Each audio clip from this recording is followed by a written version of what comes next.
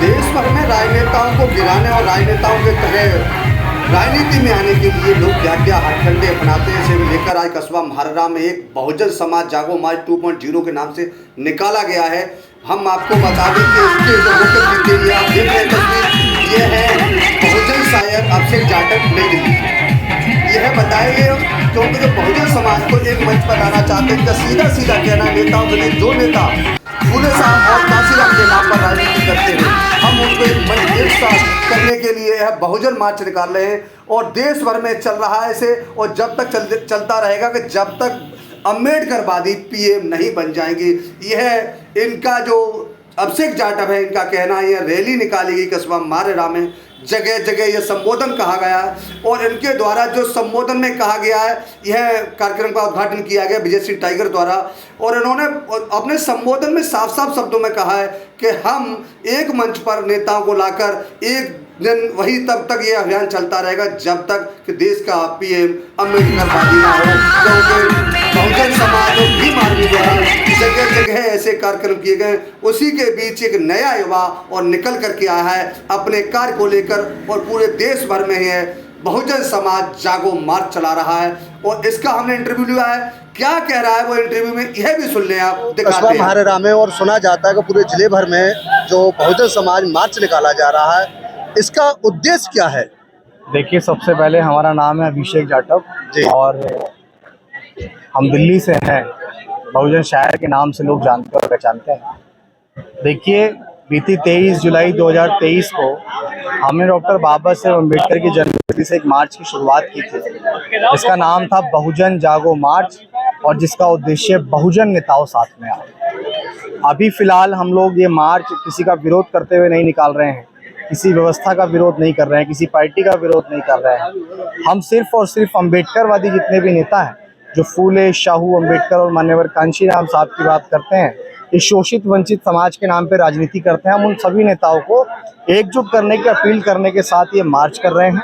इससे समाज को जोड़ रहे हैं और इसके साथ साथ डॉक्टर बाबा साहेब अम्बेडकर के जो आइडियाज़ हैं, जो इस देश में वो समता मूलक समाज की नींव रखना चाहते थे, इस देश में समानता लाना चाहते थे, गैर बराबरी को खत्म करना चाहते थे, उसके लिए हम लोग इस मार्च को कर रहे हैं। अच्छा, जैसे अभी इससे पहले भी बसपा आई थी, बसपा भी कर रही थी और भीम आर्मी भी कर रही है, तो आपकी कोई अलग पार्टी है उसी में आप? मैं किसी पार्टी का हिस्सा नहीं हूँ, मैं कोई पार्टी भी नहीं हूँ। मैं सिर्फ और सिर्फ इस मूवमेंट का नॉन पॉलिटिकल और नॉन ऑर्गेनाइजेशनल एक छोटा सा कार्यकर्ता हूँ, जो अपने नेताओं को एकजुट करने की अपील कर रहा है, जिसमें मायावती, चंद्रशेखर आज़ाद जी खास तौर पर हैं। मैं उन सभी नेताओं से एकजुट होने की अपील कर रहा हूँ, मैं किसी पार्टी संगठन का हिस्सा नहीं। अच्छा, आप जो ये बहुजन समाज के नेताओं से अपील कर रहे हैं कि अदर पार्टियों के जो भी नेता हैं वो भी इस मंच पे आ सकते हैं? हाँ, बिल्कुल आ सकते हैं, क्योंकि जब आप लोग डॉक्टर बाबा साहेब अम्बेडकर का नाम लेते हो, जब आप लोग कांशीराम का नाम लेते हो, तो उन सब ने कहा था कि एकजुटता के साथ रहना, एकजुटता के साथ आपको आगे बढ़ना है। तो फिर आप लोग अलग अलग पार्टी, अलग अलग संगठन बना के क्यों अलग अलग बिखराव होकर लड़ रहे हो?